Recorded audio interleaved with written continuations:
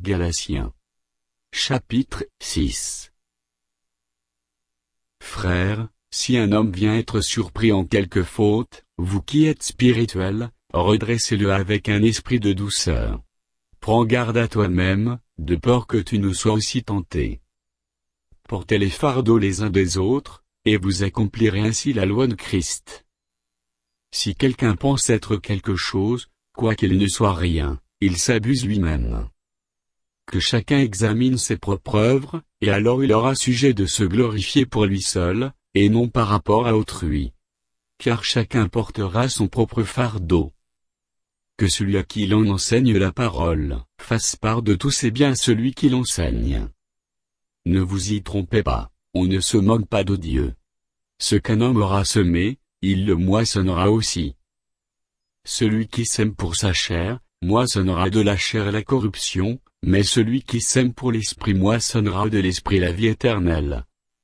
Ne nous lassons pas de faire le bien, car nous moissonnerons au temps convenable, si nous ne nous relâchons pas.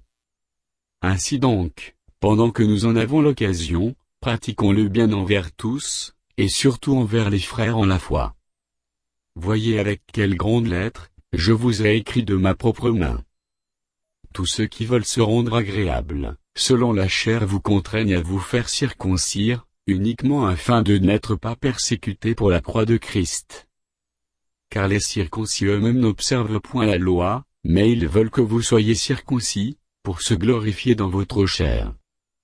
Pour ce qui me concerne, loin de moi la pensée de me glorifier d'autre chose, que de la croix de notre Seigneur Jésus-Christ, par qui le monde est crucifié pour moi, comme je le suis pour le monde. Car ce n'est rien que d'être circoncis ou incirconcis, ce qui est quelque chose, c'est d'être une nouvelle créature. Paix et miséricorde, sur tous ceux qui suivront cette règle, et sur l'Israël de Dieu. Que personne désormais ne me fasse de la peine, car je porte sur mon corps les marques de Jésus.